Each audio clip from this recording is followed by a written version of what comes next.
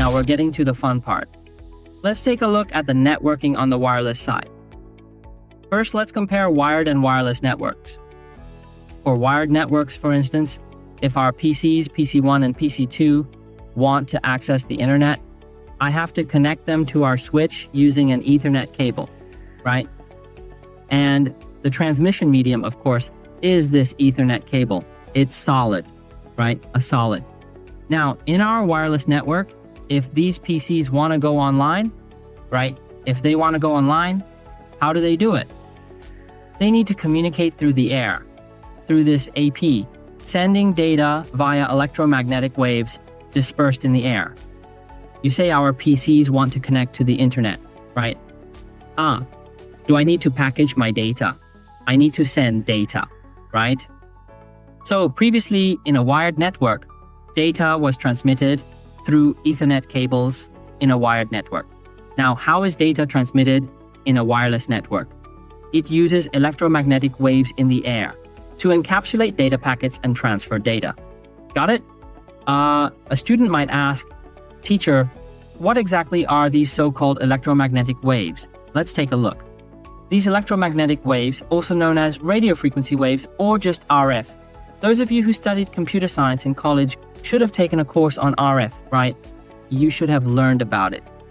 Including a course on electromagnetic waves, you should have studied it. The frequency of these electromagnetic waves ranges from 3 Hz to 300 Hz. These are referred to as RF or just radio. Each segment of RF is used differently. RF is a resource. You can't just use it recklessly. It's a resource. Understand? Let me give you an example. When we used to ride the bus, not the bus, I mean taxis, the taxi drivers often listen to the radio. There's this special channel for drivers. They often listen to that kind of broadcast. Like, say, I want to listen to the nightly news. I would set the channel to, 96.1. Right, let's take a look at 96.1. Let's see what frequency band it falls within. It falls within this frequency band. Right, between 30 Hz and 300 Hz. It falls within this frequency band. Right, between 30 Hz and 300 Hz. See, this frequency band is used for broadcasting, right? Right? So, this frequency band, it's a resource, understand? It's a resource. You can't just use it arbitrarily. If one station uses 96.1 and another uses 96.1, won't that cause a conflict? For example, if the night news uses 96.1, right, and the entertainment channel uses 96.2, would that be okay? Like our wireless networks, look at our wireless networks. You see, there are other applications including, like, look at our radars using what's called UHF. That's from 3 GHz to 30 GHz. Like our wireless networks, WLAN technology transmits information through electromagnetic waves in the air. The frequency bands currently available for us, specifically reserved for WLAN use, are the 2.4 GHz and 5 GHz bands. These are commonly referred to as 2.4G and 5G. 2.4G and 5G, this 2.4 GHz band, what portion of it is available? Look, it has 2.4 GHz to 2.4835 GHz. Look, a total of 83.5 MHz of the band is usable. Some students might be confused by these technical terms. 2.4 GHz is called a frequency. Understand? 2.4 GHz is called a frequency. The RF resource WLAN can use is a frequency band from 2.4 GHz to 2.4835 GHz. How many frequency bands are there in between? That's an 83.5 MHz band. Got it? Make sure to understand what frequency is and what a frequency band is. A range of frequencies is called a frequency band. It's called a frequency band. Then, this 5 GHz, it has 2 frequency bands. 2 frequency bands. One is from 5.15 to 535, and the other is from 5.725 to 585. 2 frequency bands. Okay, let's continue looking further down. Keep looking down. Keep looking.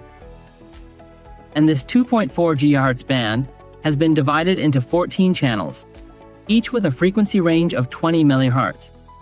These channels are numbered from 1 to 14. When we adjust our home routers, I'll test you.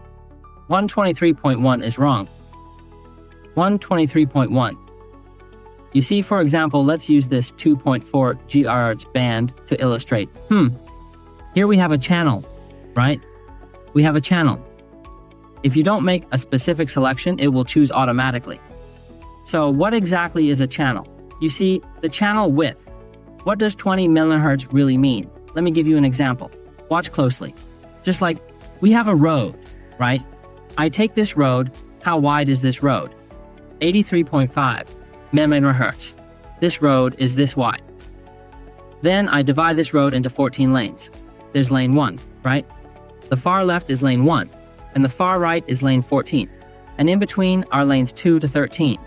Then each lane, you see how wide it is? It's 20 MHz wide. Each lane is 20 MHz wide.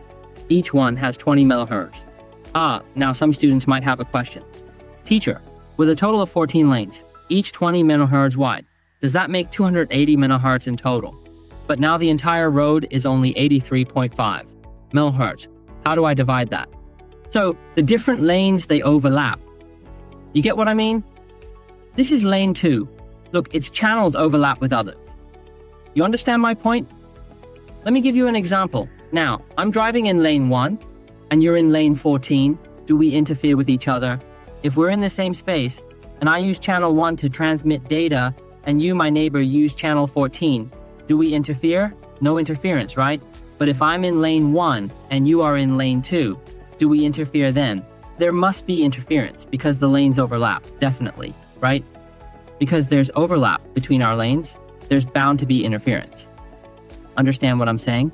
So, in the same space, if you use channel 1 and your neighbor uses channel 14, is there interference when you transmit data? No. But if your neighbor uses channel 2, then there is interference. Understood, there will be interference. So, this wireless channel, we need to set it to automatically select. What does automatic selection mean? Our router will automatically optimize for you. Like, for example, what does automatic selection mean?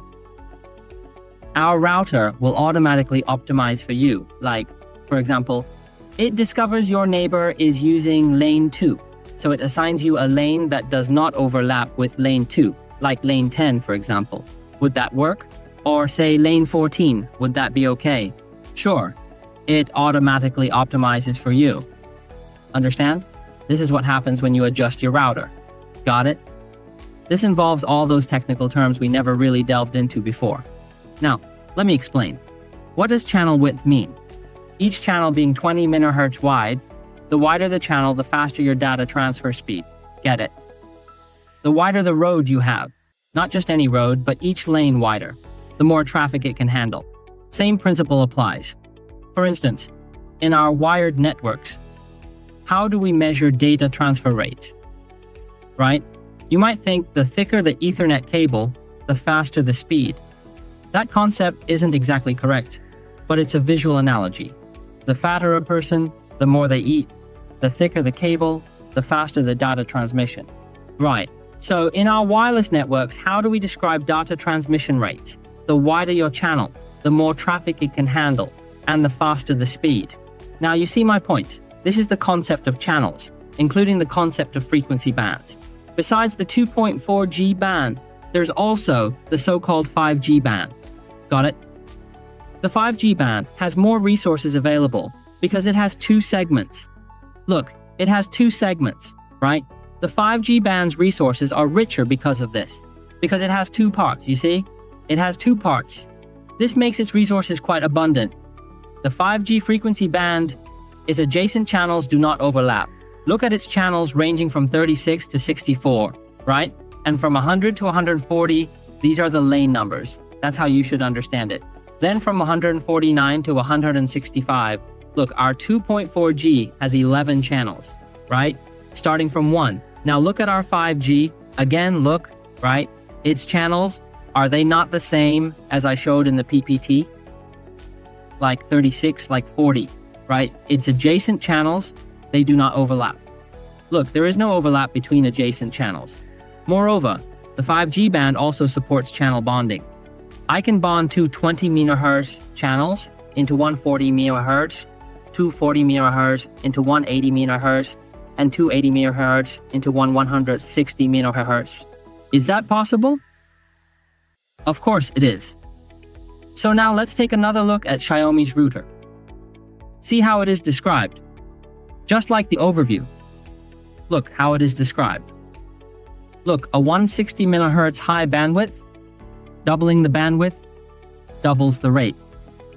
If we now understand these concepts, as professional network engineers, you can clearly understand what he is describing, right?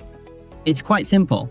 As you see, when bandwidth doubles, your speed also increases significantly, right?